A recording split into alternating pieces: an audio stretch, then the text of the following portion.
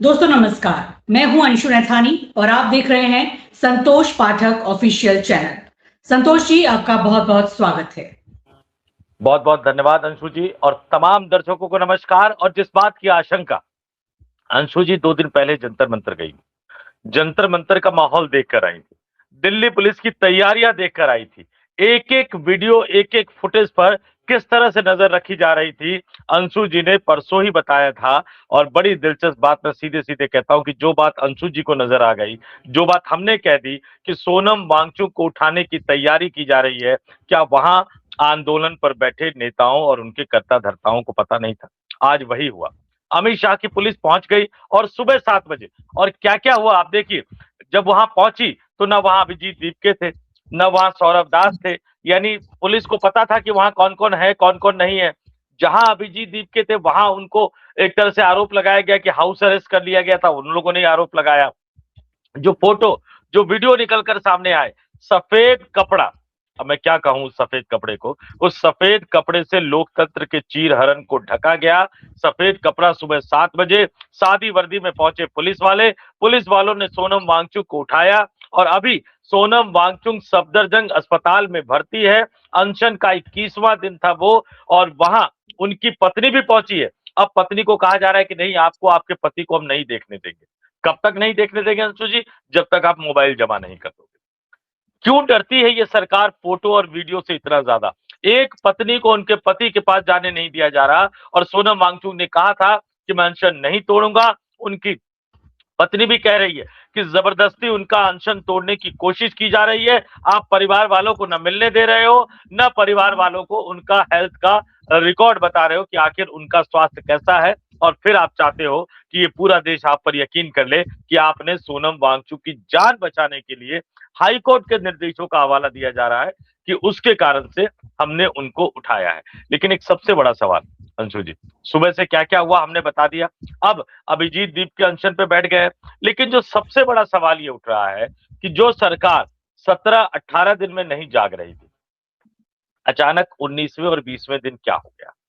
पिछले 48 घंटों में ऐसा क्या हो गया कि केंद्र सरकार ने सोनम वांगचुक को जबरदस्ती जंतर मंतर से अनशन से उठाने का फैसला किया? और अगले 44-45 घंटों में क्या होने वाला है, एक बड़ा बवाल कैसे होने वाला है, वो हम दर्शकों के सामने लेकर आए हैं। और एक बार फिर से संतोष पाठक ऑफिशियल ने वो बताया जो होने वाला था, हम फिर से आपको बताएंगे अगले 44-45 घंटों में क्या होने वाला है। इस देश के लोकतांत्रिक ताकतों के खिलाफ किस तरह से कैसे षड्यंत्र रचे जा रहे हैं, वो भी आपको बताएंगे। और ये भी बताएंगे कि पिछले 48 घंटे में ऐसा क्या हुआ था जिसने साहिब को और उनके गृह मंत्री अमित शाह को डरा दिया था। जो कैमरे लगे थे, उन कैमरे का वीडियो कहां जब भेजा जा रहा था? क्या उन कैमरे का लाइव प्रसारण कहीं हो रहा था? कोई अपने भव्य कार्यालय में बैठा हुआ एक एक चीज देख रहा था, और उसको पता था कि भैया ये जो कॉकरोच जनता पार्टी के आंदोलन करता है, बहुत ज्यादा देर तक स्टेज पर रहते नहीं, कब वो कहां जाते हैं, कहां क्या करते हैं, ये सब चीजें मालूम थी। और मौका देखकर सरकार ने वो कर दिया जो इस देश के इतिहास में काले अध्याय के रूप में दर्ज किया जाएगा। एक बड़ी स्टोरी लेकर आए हैं, एक एक करके तथ्यों को हम लोगों के सामने रखेंगे। जी अंशु जी। जी संतोष जी, आपने बहुत बड़ी बात कही। पिछले 48 घंटे इस आंदोलन के लिए बड़े क्रूशियल थे और अगले 48 घंटे भी इस आंदोलन के लिए बहुत क्रूशियल होंगे। जो कुछ हुआ पिछले बीते 2 दिन के अंदर ही हुआ, जो इस सरकार के कान में जू नहीं रेंग रही थी। ऐसी बात नहीं है कि सोनम वांगचुक की हालत कल ही बिगड़ी थी। सोनम वांगचुक की हालत तो पिछले 1 हफ्ते से लगातार डिटोरिएट हो रही थी, बिगड़ती जा रही थी। उनका वेट 9 किलो घट चुका था, उनके वाइटल स्टैटिस्टिक काफी बुरी हालत में थे, उनकी मांसपेशियों का लॉस हो चुका था, ऑर्गन पे असर आ रहे थे। तो ये तो डॉक्टर 1 सप्ताह से बता रहे थे, तब तो सरकार सोई हुई थी, उन्हें कोई उनकी जान बचाने की चिंता नहीं थी। लेकिन जैसे ही यहां विपक्षी दलों के नेता पहुंचने लगे जंतर मंतर पर, धीरे धीरे जब समाजवादी पार्टी की डिंपल यादव आई, धर्मेंद्र यादव आए और लोग आए, इसके अलावा पहले टीएमसी के भी नेता लोग आ चुके थे, लेफ्ट के तो आ ही रहे थे। और सबसे बड़ी बात जब पवन खेड़ा, राहुल गांधी का संदेश लेकर पवन खेड़ा जब पहुंचे कांग्रेस के, तो उसके बाद पूरी तरीके से इस आंदोलन की पिक्चर ही बदल गई। यानी एक पूरा विपक्ष, एक पूरा इंडिया अलायंस यहां कॉकरोच पार्टी के साथ, उससे भी ज्यादा मैं कहूं कि सोनम वांगचुक के समर्थन में इस मंच पर खड़ा दिखाई दिया। न सिर्फ सोनम वांगचुक बल्कि वो बच्चे भी जो आंदोलनरत है, जिसमें नेहा बोरा है जो कि आयसा के अध्यक्ष हैं, और भी दूसरे बच्चे हैं जो छात्र संगठनों से जुड़े हुए हैं लेफ्ट के, वो उनका भी समर्थन करने पहुंचे। और नहीं, उसके इसमें बाद भी अंशु जी, इसमें बता देता हूं मैं कि वांगचुक के साथ आपने नेहा का जिक्र किया, ऑल इंडिया स्टूडेंट एसोसिएशन आयसा जो आपने जिक्र किया, नेहा, आमीन और मनीष भी ये पिछले जी 21 दिनों से भूख हड़ताल पर है, जंतर मंतर पर अनशन कर रहे हैं। हमने परसों भी बात की थी कि जो डॉक्टर आए थे सरकारी, उन्होंने सोनम वांगचुक को भी देखा कि इन बच्चों को भी देखा? आपने पता किया कि नहीं सोनम वांगचुक को देखा? तो क्या सोनम वांगचुक की जान सरकार जो है वो बचाना चाहती है? इन 3 बच्चों की जान जी क्यों नहीं बचाना चाहती? और अभी भी ये अनशन पर है, जबकि नेहा को गंभीर हाइपोग्लाइसीमिया के कारण अस्पताल में भर्ती कराने की सलाह दी गई है, जबकि आमीन और मनीष की तबीयत भी लगातार बिगड़ रही है। अब हाइपोग्लाइसीमिया वह हालत होती है, स्थिति होती है, मेडिकल टर्म में कहा जाए, जब खून में शुगर लेवल सामान्य से कम हो जाता है। आमतौर पर ये 70 mg पर DL होना चाहिए, से कम जो ब्लड शुगर होता है उसको ये हाइपोग्लाइसीमिया माना जाता है। तो इनको क्यों नहीं अस्पताल ले जाया गया? इनको क्यों नहीं इलाज करवाया गया? और पिछले 48 घंटों में देखिए, जब तक सरकार को लगा, देखिए एक बात तो बिल्कुल स्पष्ट है अंशु, कोई भी सरकार तब डरती है जब उसको लगता है कि सत्ता जाने वाली है। और सत्ता जाने वाली का डर कब लगता है? जब परसेप्शन उनके खिलाफ होता है। अब वो बेशर्मी की मात्रा जो होती है ना, वो कम और ज्यादा होती है। अब दर्शक कहेंगे ये क्या होता है, मैं बता देता हूँ। सरकार होती है, हर सरकार जिद्दी होती है, हर सरकार घमंडी होती है, हर सरकार में 2-4 लोग ऐसे होते हैं जो ये कहते हैं कि अरे हम तो सरकार में हैं, हमें कोई कैसे झुका सकता है। उसकी मात्रा अलग अलग होती है। जैसे मनमोहन सिंह पहली बार 4-5 दिन में जागे, दूसरी बार 12-13 दिन में जागे, लेकिन उन्होंने संवाद किया, मंत्रियों की कमेटी बनाई, संवाद किया। एक भगवा वस्त्र वाला लाला रामदेव पहुंचता है तो एयरपोर्ट पर स्वागत करने के लिए 4-4 लोग भेज दिए जाते हैं। कुछ बातें होती है, कुछ समझौता होता है। बाद में रामलीला मैदान पहुंचते हैं लाला रामदेव, उनको लगता है मैं बड़ा नेता बन सकता हूं, तो फिर पुलिस लाठी के जरिए उनको उनकी औकात भी बता देती है। वो सूट सलवार पहनकर भागना होता है। हालांकि मैं ये नहीं मानता कि महिलाओं का सूट सलवार कमजोरी की निशानी है, लेकिन अगर वो भागते भी तो अपने ही कपड़ों में भागते, कपड़े बदलने की जरूरत तो थी नहीं। ये उनके डरपोकपन की निशानी है कि आप पुलिस से डर गए। और बाकी तो कैसे वो पुलिस अधिकारी के सामने गिड़गिड़ा रहे थे और क्या हुआ, मैं दर्शकों को बताऊंगा नहीं, बड़ा अजीब सा मजाकिया वाकया है। लेकिन खैर छोड़ देते हैं, लाला रामदेव भी इंसान है, थोड़ी सी उनकी भी इज्जत रखनी चाहिए। लेकिन उस मनमोहन सिंह में और मोदी की सरकार में बेशर्मी के लेवल का फर्क। वो 5 दिन में माने, 12-13 दिन में माने, संवाद करते थे, मंत्रियों को बिठाते थे, बैकडोर चैनल खोल कर रखते थे। इन लोगों को जब कमेटी बनाई तो सिविल सोसाइटी की इनकी कमेटी को बाकायदा मंत्रालय में वेलकम करके बातचीत करते थे। यहाँ वो बातचीत नहीं करते और कहते हैं कि ठीक है पढ़े रहो, पढ़ने दो, कोई दिक्कत नहीं होती। लेकिन क्या बदला पिछले 48 घंटों? सबसे पहले तो ये बदला कि जो लग रहा था सरकार को कि जब तक ये लेफ्ट वाले बच्चे हैं तब तक ठीक है, कुछ नहीं होने वाला है। लेफ्ट की मैं फिर दोबारा दोहरा रहा हूं, आगे 4 साल 5 साल बाद क्या होगा नहीं जानता। आज की हालत में लेफ्ट पार्टियों की क्रेडिबिलिटी 0 हो चुकी है इस देश की राजनीति में। तो सरकार को कोई डर नहीं था। विपक्ष के नेता अपील कर रहे थे अपने अपने घरों में बैठे हुए। वो हमने एक पुरानी कहानी सुनी थी कि एक कबूतर का घोंसला होता है, किसान अपने बच्चों से कहता है उसको बुला दो हटा देना, उसको बुला दो हटा देना। अंत में एक दिन किसान कहता है कि नहीं अब मैं ही हटाऊंगा इसको कल, तो वो पक्षी उड़ जाते हैं क्योंकि उनको समझ में आ जाता है। वही हालत थी, अपने अपने घर में बैठे हुए लोग अपील कर रहे थे इसी कमरों में बैठे हुए। लेकिन जैसे ही सोनिया गांधी की अध्यक्षता में कांग्रेस पार्लियामेंट्री पार्टी की मीटिंग होती है, उस मीटिंग में लगभग ये तय किया जाता है कि इतने बड़े आंदोलन को इस तरह से नहीं छोड़ा जा सकता। राहुल गांधी खुद लगातार आंदोलन कर रहे थे, NSUI लगातार सड़कों पे उतर के आंदोलन कर रही है। राहुल गांधी ने कोटा में जाकर बिगुल बजाया था और कल वो देहरादून में थे, उत्तराखंड में थे, कई तरह के दिक्कतों के बावजूद। तो ऐसा लगा कि हम इसको अकेला नहीं छोड़ा जा सकता, लेकिन माहौल भापना जरूरी था। तो माहौल भापने के लिए जो बड़े नेता गए, मैं आपको बताऊं, अखिलेश यादव ने सबसे पहले अपनी पत्नी डिंपल यादव को भेजा जो कि लोकसभा के सांसद भी हैं, और अपने चचेरे भाई धर्मेंद्र यादव को भेजा। धर्मेंद्र यादव के बारे में बता देता हूं मैं कि वो सिर्फ यादव मतलब मुलायम सिंह यादव परिवार के हिस्से ही नहीं है, और सिर्फ एक सांसद ही नहीं है, वो इलाहाबाद यूनिवर्सिटी की प्रोडक्ट है। और इलाहाबाद यूनिवर्सिटी में जिसने नेतागिरी की हो, वो भीड़ का माहौल, नेतागिरी का माहौल, छात्र छात्राओं का माहौल उसको मिनटों में भाप लेता है। उसको कोई बहुत ज्यादा रॉकेट साइंस करने की जरूरत नहीं पड़ती। जाहिर सी बात है वो चीजें पहुंची। उसी दिन जिस दिन सोनिया गांधी की बैठक हुई, उसी दिन केसी वेणुगोपाल ने कांग्रेस पार्टी ने पहली बार स्टैंड लेते हुए सोनम वांगचुक से भूख हड़ताल खत्म करने की अपील की। ये तमाम चीजें उस दिन चल रही थी। कई सारे नेता वहां पहुंचे, अरविंद केजरीवाल वहां पहुंचे, फिर कल पहुंची सुप्रिया सुले भी पहुंची।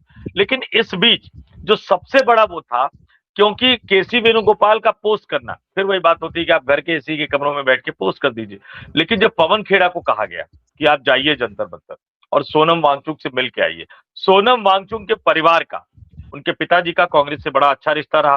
फिर एक तस्वीर वायरल की गई या करवाई गई कि इंदिरा गांधी उनके पिताजी का अनशन तोड़वा रही हैं।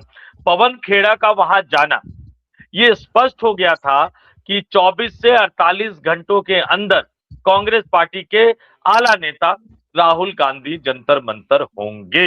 ये मैं ब्रेकिंग न्यूज बता रहा हूं, ये तय था। 20 जुलाई को इन्होंने संसद भवन मार्च की बात कही थी। पवन खेड़ा का वहां जाने का मतलब था कि ये तय था कि राहुल गांधी वहां जाएंगे, चाहे वो आज जाते, आज सुबह या दोपहर तक जाते। कल चूंकि देहरादून का ही उनका कार्यक्रम था, आज शाम तक वो जा सकते थे। जैसे ही ये बात गई, और मैं हमेशा एक बात कहता हूं कि राहुल गांधी भले ही कहे कि बीजेपी के एजेंट उनकी पार्टी में है, शायद कुछ एजेंट उनके दफ्तर में भी है। अब उस चीज को वो देख नहीं पाते हैं। राहुल गांधी कोई फैसला करते हैं और इम्प्लीमेंटेशन के लेवल पर आने से पहले जाहिर सी बात है कि शीर्ष स्तर पर कोई बातचीत होती है, कुछ प्लानिंग बनाई जाती है कि राहुल गांधी जाएंगे तो जाहिर सी बात है कि कांग्रेस के, युवा कांग्रेस के कार्यकर्ता भी रहेंगे, एनएसयूआई के कार्यकर्ता भी रहेंगे। वो प्लान कहीं ना कहीं वहां पहुंच गया जहां उसको नहीं पहुंचना चाहिए था, और जहां पहुंचा उसके बाद तमाम चीजें शुरू हो गई। तमाम चीजें शुरू हो गई तो दिल्ली पुलिस कमिश्नर की एक सबसे बड़ी भूमिका थी। फिर अचानक कुछ ना कुछ तो ऐसा हुआ होगा कि दिल्ली पुलिस कमिश्नर को हटा दिया गया। मुझे लगता है कि शायद 10 या 11 महीने का उनका टर्म बचा हुआ था। अब लोग कहेंगे कि भैया ट्रांसफर तो स्वाभाविक प्रक्रिया है। नहीं, ठीक है, किसी को हटाना स्वाभाविक प्रक्रिया है, लेकिन उस ऑर्डर में जो लिखा गया था पुराने पुलिस कमिश्नर के लिए कि जैसे ही नए वाले आपकी कुर्सी पर बैठ जाए, तुरंत चले जाना एलजी के पास और पूछ लेना, हुजूर माई बाप मेरे लिए आगे क्या आदेश है। कम से कम किसी आईपीएस अधिकारी का तो मतलब किसी पुलिस कमिश्नर का तो छोड़िए, शायद ही किसी आईपीएस अधिकारी का या इतने शीर्ष स्तर के अधिकारी का इस तरह से ट्रांसफर किया गया हो कि तुम्हें हटा रहे हैं, नया वाला आएगा, जैसे ही नया वाला कुर्सी पर बैठे तुरंत अपने बॉस के सामने जाकर रिपोर्ट करना, आगे का काम तुम्हें वही बताएंगे। सरकारी कामकाज तो ऐसे नहीं होता है, लेकिन ऐसा हुआ। अपमानजनक तरीके से उनको हटाया गया। जो नए पुलिस कमिश्नर बनाए गए, कल ही जाके उन्होंने पदभार, देखिए कितने तेजी से काम हुआ, कल ही जाकर उन्होंने पदभार ग्रहण किया और वो आईबी में रहे हुए थे। अब आईबी क्या काम करती है हम और आप सभी जानते हैं। देश की इंटरनल सिक्योरिटी का काम होता है, आजकल नेताओं की जासूसी में भी बड़ा वो आईबी का काम होता है। तो उनको तो सब कुछ पता था क्या होने वाला है क्या नहीं होने वाला। एक टास्क सौंपा गया, कल ही उन्होंने चार्ज लिया, पूरी तरह से योजना बनाई, और राहुल गांधी के जंतर मंतर पहुंचने से पहले अमित शाह की पुलिस वहां पहुंच गई। पहले तो बैरिकेड इन सबके बाहर थी, कुछ सिविल ड्रेस में पहुंचे। अब चूंकि सोनम वांगचुक को अगर आप उठा के स्ट्रेचर पर डालोगे तो जाहिर सी बात है कि वो वीडियो इस देश के इतिहास में हमेशा एक काला धब्बा बन जाता। जब जब मोदी आते तब तब वो वीडियो भी आता। और आपातकाल आज तक याद है कि इंदिरा गांधी के सारे अच्छे कामों पर एक काम भारी पड़ जाता है कि उन्होंने इमरजेंसी लगाई थी इस देश में। इसी तरह का माहौल बन जाता। तो पहले सफेद कपड़े से ढका गया ताकि वीडियो ना बनाए, फिर सोनम वांगचुक को उनकी इच्छा के खिलाफ, उनकी मर्जी के खिलाफ उनको उठाकर स्ट्रेचर पर रखा गया। अब उसमें कई तरह का है कि राम मनोहर ले जाया गया कि नहीं ले जाया गया, उसमें कई तरह के कंफ्यूजन है। कायदे से तो उनको राम मनोहर नहीं, लोहिया ले जाना चाहिए था, पास का हॉस्पिटल वही था, लेकिन सफदरजंग अस्पताल में भर्ती करवाया गया। शायद ये सोचा गया कि अगर राम मनोहर लोहिया रखेंगे तो फिर ये जो भीड़ है वो राम मनोहर लोहिया, चूंकि वहां से मुझे लगता है 1 से 1.5 किलोमीटर या 2 किलोमीटर राम मनोहर लोहिया हॉस्पिटल है, तो भीड़ वहां पहुंच जाती। अब राम मनोहर लोहिया हॉस्पिटल से भी संसद भवन लगभग संसद भवन का जो गुरुद्वारा रकाबगंज वाला जो रोड, जो गेट है, वो तकरीबन 1 किलोमीटर के आसपास है। और राम मनोहर लोहिया हॉस्पिटल के सामने जो है एमएस फ्लैट्स है, जहां तमाम लोकसभा और राज्यसभा के सांसद वहां रहते हैं। और उस रोड को आप क्रॉस कर दोगे तो वो तालकटोरा रोड आ जाता है, जहां पे बड़े बड़े पुराने दिग्गज नेताओं के, सांसदों की कोठियां हैं। उससे थोड़ा सा आप आगे बढ़ोगे सिर्फ 10 कदम तो आपका नॉर्थ एवेन्यू वाला इलाका आ जाता है, और उससे 300-400 मीटर अगर आप आगे बढ़ेंगे तो राष्ट्रपति भवन का गेट आ जाता है। तो ऐसे में सरकार को लगा कि हमें यहाँ नहीं करना चाहिए। देखिए छात्रों से, छात्राओं से, भीड़ से कितनी डरती है ये सरकार। उनको जानबूझकर सफदरजंग अस्पताल ले जाया गया। सफदरजंग अस्पताल की इस दिल्ली में जितने भी अस्पताल है, अगर बॉटम से अगर आप अस्पतालों की लिस्ट बनाएंगे तो दूसरे या तीसरे नंबर पे आपका सफदरजंग अस्पताल होगा। इस तरह की वहां कुव्यवस्था होती है, इस तरह की वहां अव्यवस्था होती है। वहां ले जाया गया। अब उनकी पत्नी को नहीं जाने दिया जा रहा। कहा जा रहा है कि मोबाइल जमा करके जाओ। मोबाइल से शायद वो भी डरते हैं। अभी एक जज साहब की भी टिप्पणी आ गई कि मोबाइल हाथ में तो हर आदमी पत्रकार बन जाता है। अरे ट्रांसपेरेंसी से क्यों डरते हो आप? पारदर्शिता से क्यों डरते हो आप? और कहना ही होता है तो ये क्यों नहीं कहते कि कोई भी आदमी सफेद कुर्ता पजामा पहन के नेता बन जाता है? कहना है तो यही कहो ना कि ऐसा क्यों होता है। क्यों करप्शन जो है वो एक आम बोलचाल की भाषा या आम आपने एक प्रैक्टिस बना दी है। लेकिन क्या इससे मामला खत्म होगा? राहुल गांधी के पहुंचने से कुछ घंटे पहले आपने पुलिस तो पहुंचा दी, आपने सोनम वांगचुक को तो उठा दिया। जहां अभिजीत दीपके थे, ये आरोप लगाया गया कि हाउस अरेस्ट किया गया। अब अभिजीत दीपके वापस आ गए, वो अनशन पे बैठने की अपील कर रहे हैं। लेकिन मेरा व्यक्तिगत तौर पर अभी भी मानना है अंशु जी, निर्भया आंदोलन मैंने कवर किया। पुलिस ने कैसे लाठीचार्ज की, पुलिस कैसे आंसू गैस के गोले छोड़ती थी। कई बार उस तरह के परिस्थितियों में हम भी फंसे। यूथ फॉर इक्वलिटी का एक आंदोलन हुआ था, बहुत कम लोगों को याद होगा। वो एम्स के मेडिकल स्टूडेंट के छात्रों ने किया था। इसी जंतर मंतर पर किस तरह से वाटर कैनन चलाए गए थे, उनके मुखिया को लाठियों से पुलिस ने पीटा था। ये तमाम चीजें इस इतिहास में दर्ज है। लेकिन जब जब आप दबाने की कोशिश करते हो वो आंदोलन और ज्यादा भड़कता है। अब क्या सवाल है? अब सवाल ये है कि 18 जुलाई की तारीख पे हम बैठे हुए हैं। ये 2-5 हो रहे हैं लगभग। हम इसको आधे घंटे में स्टोरी को हम कोशिश करेंगे कि रिलीज कर सके। अब अगले 2 दिनों में, अब 2 दिन भी पूरे नहीं बचे हैं, 44-45 घंटे बचे हैं। 20 जुलाई को संसद का मानसून सत्र का पहला दिन, और 11 बजे संसद का मानसून सत्र शुरू होगा। और उससे आधे घंटे पहले प्रधानमंत्री नरेंद्र मोदी परंपरा के तौर पर आएंगे। बहुत सारी मीडिया की माइक रखे होंगे और प्रधानमंत्री अपना संबोधन करेंगे, बात बताएंगे कि ये होना चाहिए, वो होना चाहिए, वो होना चाहिए। और ठीक उसी समय हमारे जंतर मंतर पर बैठे हुए छात्र, कॉकरोच जनता पार्टी और बाकी सिविल सोसाइटी ये मार्च करेगी संसद भवन की तरफ। अब अभी इनकी ताकत कितनी है? अगर इनकी ताकत के साथ कांग्रेस पार्टी की ताकत जुड़ जाएगी, अगर इनकी ताकत के साथ समाजवादी पार्टी की ताकत जुड़ जाएगी, अगर इनकी ताकत के साथ बाकी राजनीतिक दल की ताकत जुड़ जाएगी, तो क्या सरकार इसको रोक पाएगी? हाँ, लेकिन कांग्रेस को एक फैसला भी करना होगा। वो सोनम वांगचुक के लिए जंतर मंतर गए थे, सोनम वांगचुक के लिए राहुल गांधी जंतर मंतर जाना चाह रहे थे, नीट वाले मामले को लेकर जंतर मंतर जाना चाह रहे थे, केंद्र सरकार को घेरने के लिए जंतर मंतर जाना चाह रहे थे। लेकिन क्या कांग्रेस पार्टी हो, समाजवादी पार्टी हो या इंडिया गठबंधन की बाकी पार्टी हो, क्या वो कांग्रेस जनता पार्टी के साथ खड़े दिखाई देना पसंद करेगी? क्योंकि इस बात को मत भूलिएगा कि जब सोनम वांगचुक को जबरदस्ती उठाकर ले जाया जा रहा था, उस समय अभिजीत दीपके वहां नहीं थे, उस समय सौरभ दास वहां नहीं थे, उस समय कॉकरोच जनता पार्टी के लोग वहां नहीं थे। और आनंद फानन में ये वीडियो पोस्ट कर रहे हैं कि हाउस अरेस्ट कर लिया गया। किसके घर पे थे अभिजीत दीपके? बाद में कहा गया फ्रेश होने के लिए गए थे, ब्रश व्रश करने के लिए गए थे। आंदोलन ऐसे नहीं किया जाता है। अरविंद केजरीवाल की आप कितनी भी आलोचना कर लीजिए, लेकिन अरविंद केजरीवाल मंच पर रहते थे। और कल जिस तरह से हुआ कि कुछ लोगों ने कुछ फेंकने की कोशिश की, जैसे ही आम आदमी पार्टी को ये लगा कि अन्ना हजारे को उठाने की कोशिश की जा रही है, रामलीला मैदान में युवा लोगों का एक सुरक्षा कवच बना दिया गया था अंशु जी। जो मंच बना था, मंच के सामने डी घेरा बना हुआ था, उसके चारों तरफ एक सुरक्षा घेरा बना दिया गया था। बल्कि मैं यहां तक बताऊं कि एक बार अरविंद केजरीवाल और प्रशांत भूषण, ये दोनों हमारे लाइव इंडिया के ऑफिस में मैं लेके गया था डिबेट शो के लिए। एक मंदिर मार्ग पर हमारा ऑफिस है, वहां से रामलीला मैदान की कोई दूरी नहीं है। जैसे ही अरविंद केजरीवाल शो पर बैठे, उस समय ब्लैकबेरी मोबाइल का जमाना हुआ करता था, व्हाट्सएप तो नहीं था, लेकिन बीबीएम मैसेंजर हुआ करता था उस समय, और बड़ी शानदार स्पीड हुआ करती थी। जैसे ही वो निकले, उसके 15 मिनट बाद श्री श्री रविशंकर वहां पहुंच गए। अब श्री श्री रविशंकर का सिंगल पॉइंट एजेंडा था, वो इस पूरे आंदोलन का क्रेडिट भारतीय जनता पार्टी के खाते में डालना चाहते।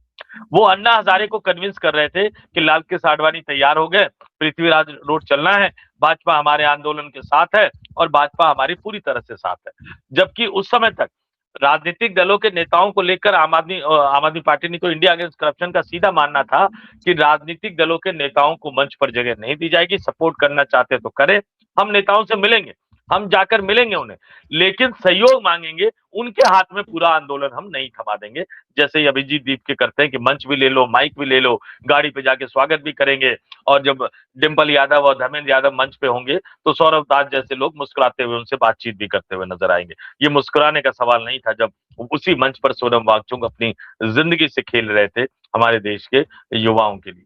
तो कहीं ना कहीं प्लानिंग में चूक हुई है, कहीं ना कहीं दूरदर्शिता में चूक हुई है, लेकिन अगले 45 घंटे इस देश की सरकार के लिए भी अहम है, विपक्षी पार्टियों के लिए भी अहम है, और जंतर मंतर से संसद भवन की दूरी जो 1-1.25 किलोमीटर है, जंतर मंतर से शिक्षा मंत्रालय की दूरी 1-1.25 किलोमीटर है, और जंतर मंतर से, हालांकि वो प्रैक्टिकली तौर पर आप उसको लुटियन जोन का हिस्सा मान सकते हैं, लेकिन उसी जंतर मंतर से सिर्फ सिर्फ 100 या 200 कदम आप चलेंगे तो मंत्रियों के आवास आ जाएंगे। तो इतना आसान ये सब देखना नहीं है। अगले 45 घंटों में क्या होता है दिल्ली की सड़कों पर, इस पर हमें नजर बनाए रखनी होगी। जी, बिल्कुल संतोष जी, इस बात को बिल्कुल गौर करके चलिएगा, और हमारे दर्शक भी इस बात को ध्यान रखें कि ये मोदी शाह की सरकार है, और जंतर मंतर पर ये धरना, ये अनशन तभी तक जारी है जब तक ये सरकार चाहती है। जिस क्षण ये सरकार चाह लेगी इनको उठाना है, एक चुटकी में सबको उठा लिया जाएगा।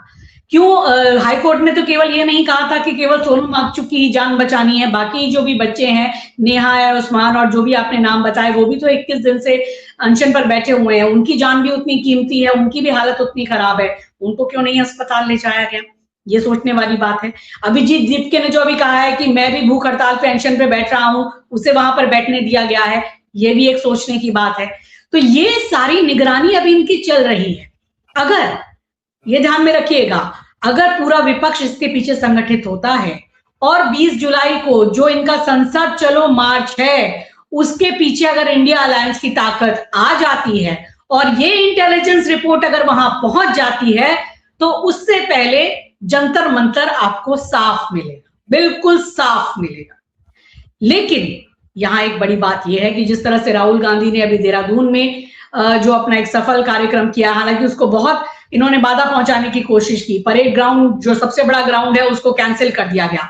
वहां पर एक जैज सिंगर, भाई एक पंजाबी सिंगर का कार्यक्रम किया जाता है और फ्री में, ताकि सारा यूथ वहां पर आ जाए डाइवर्ट होके उसके गाने सुनने। लेकिन आज का यूथ जो अब परेशान है, युवा जो नीट से आत्महत्या कर रहा है, इतनी बारिश हो रही थी, इतनी तूफान थी, आंधी थी, लेकिन गीत संगीत वाला जो वो ग्राउंड था वो आधा भी नहीं भरा था, और राहुल गांधी का जो ग्राउंड था वो खचाखच भरा हुआ था, और वहां बच्चे पहुंचे थे, पेरेंट्स पहुंचे थे।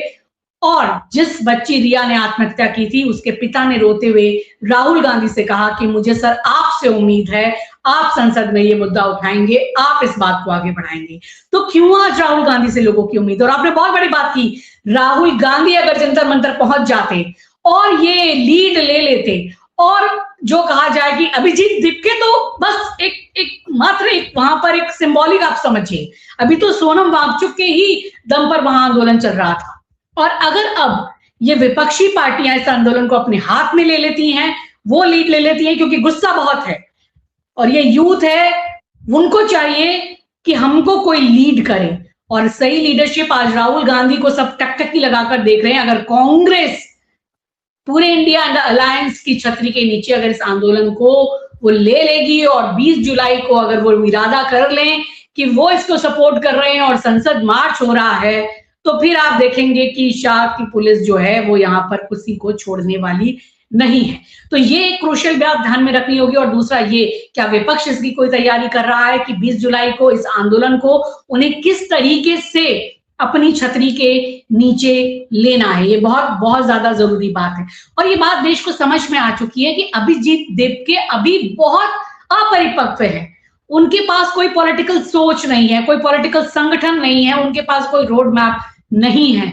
अगर संगठित विपक्ष, और वो भी राहुल गांधी और कांग्रेस के नेतृत्व में, अगर इस आंदोलन को किसी भी तरीके से बैकिंग देता है, तो ये सरकार के लिए मुसीबत बनने वाली है। लेकिन इसका इंतजार हमें 20 जुलाई और 19 जुलाई की रात तक करना पड़ेगा कि क्या होता है तब तक जंतर मंतर पर। संतोष जी, आपका पत्रकारी अनुभव क्या कहता है, क्या कुछ होने वाला है 20 तारीख तक? अंशु जी, आपने देहरादून का जिक्र किया, मैं देश के युवाओं को बताना चाहूंगा, भाजपाइयों को तो याद होगा लेकिन वो भूल जाते हैं।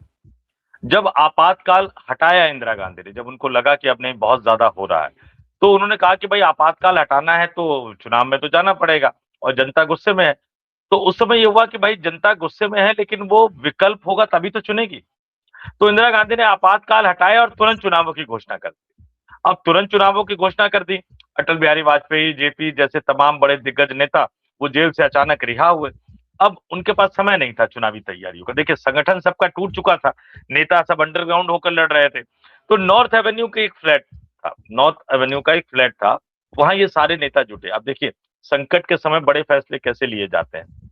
24 घंटे के अंदर उन नेताओं ने ये तय किया कि हमारी पार्टी आपस में विलय कर देगी और हम एक नई पार्टी बनाएंगे, जनता पार्टी। और जो विलय नहीं करना चाहते थे उन्होंने कहा कि नहीं आप लड़िए, हम पूरी तरह से आपके साथ हैं। इसके बाद एक बड़ी रैली प्लान की गई उसी रामलीला मैदान में। अब रामलीला मैदान में एक बड़ी रैली प्लान की गई। अब कांग्रेस पार्टी ने कहा कि कैसे निपटा जाए। तो उसी समय ऋषि कपूर और डिंपल कपाड़िया की एक फिल्म आई थी बॉबी, नई फिल्म थी, बहुत हिट मूवी थी। तो सरकार ने ये फैसला किया कि हम सरकारी टेलीविजन पे, उस समय इतने टेलीविजन चैनल तो थे नहीं, सरकार ने ये फैसला किया कि रैली के टाइम पे हम टीवी पे बॉबी फिल्म दिखा देंगे। बिल्कुल सही। अब बॉबी फिल्म चली, कितने लोगों ने नहीं देखा, देखा नहीं देखा मुझे नहीं पता, लेकिन वो रामलीला मैदान पूरी तरह से भरा हुआ था। सरकार के पूरे मंसूबे फेल हो गए थे और उसके बाद जब चुनाव हुआ, पूरे के पूरे उत्तर भारत में, पूरे के पूरे उत्तर भारत की बात कर रहा हूं, जितने राज्य आते हैं हिंदी पट्टी के, सिर्फ 245 या 250 के लगभग लोकसभा सीट होती थी, सिर्फ एक सीट कांग्रेस पार्टी जीत पाई थी और इंदिरा गांधी खुद अपना लोकसभा चुनाव हार गई। ये होता है जनता की ताकत, लोकतंत्र की ताकत। अभी एक बड़ी खबर आ रही है, अभिषेक दीपके पर भी अभिजीत माफ कीजिएगा, अभिजीत दीपके पर हमला किया गया है। अभिजीत दीपके पर जंतर मंतर पर जो अनशन पे बैठने का जो उन्होंने ऐलान किया था, एक महिला ने उनके ऊपर स्याही फेंक दी है। तो जंतर मंतर, आपने कहा ना कि साफ हो जाएगा जंतर मंतर, तो जंतर मंतर का माहौल बिगाड़ने की कोशिश शुरू हो गई है। इसी तरह से चीजें बढ़ेंगी, बवाल होगा और फिर शांति स्थापित करने के नाम पर दिल्ली पुलिस उठा लेगी लठ और उसके बाद उस जगह को खाली करवाने की कोशिश की जाएगी। लेकिन मैं फिर कह रहा हूं, अब उतना आसान नहीं है। मैं अभिजीत दीपके की बुद्धि पर सवाल नहीं उठा रहा, लेकिन मुझे लगता है कि क्या पता उन्होंने अब थोड़ी सी तैयारी कर ली होगी कि जंतर मंतर छोड़ के नहीं जाना है। चाहे सोने जाना हो, चाहे फ्रेश होने जाना हो, चाहे बाथरूम जाना हो, चाहे जो भी जहां भी जाना है, सारी व्यवस्था उन्हें वहीं पर करनी पड़ेगी। चाहे वो जैसे करे, जिस तरह से करे, सारी व्यवस्था उनको वहीं पर ओपन करनी पड़ेगी। और बहुत ज्यादा अगर आपको लगता है कि दिल्ली पुलिस नहीं करने दे रही है, तो दिल्ली पुलिस ने खुद आपको तरीका बता दिया है। सफेद चादर तो आप भी खरीद कर ला सकते हैं ना बाहर से, इस्तेमाल कीजिए उसका। और बाकी देश के लोकतंत्र और बाकी देखते हैं अगले 40-45 घंटों में क्या होने वाला है। लेकिन जो कुछ भी होगा, जो कुछ भी होगा, वो सरकार की परेशानियों को बढ़ाने वाला होगा, क्योंकि युवाओं का जो गुस्सा होता है वो स्प्रिंग की तरह होता है। आप दबाओगे और जैसे ही हाथ हटा वो सीधे आपके चेहरे पर आके लगेगा। बाकी जनता जनार्दन, दर्शक कमेंट करके जरूर बताएं कि इस स्टोरी को लेकर उनका क्या मानना है। जी अंशु जी। जी, बिल्कुल। दर्शकों से यही मेरी अपील है कि हम जो निर्भीक और सच्ची पत्रकारिता कर रहे हैं और ये खबरें आप तक लेकर आ रहे हैं, अगर आप चाहते हैं इस तरह की खबरें हम आपके सामने लेकर आते रहें, तो प्लीज़ हमें सपोर्ट कीजिए, इस चैनल को सब्सक्राइब कर लीजिए और वीडियो अगर आपको पसंद आता है, जानकारियाँ आपको किसी भी काम की लगती हैं, तो आप अपने दोस्तों और रिश्तेदारों के साथ इसे शेयर कीजिए और चैनल को ज़रूर सब्सक्राइब कीजिए। नमस्कार।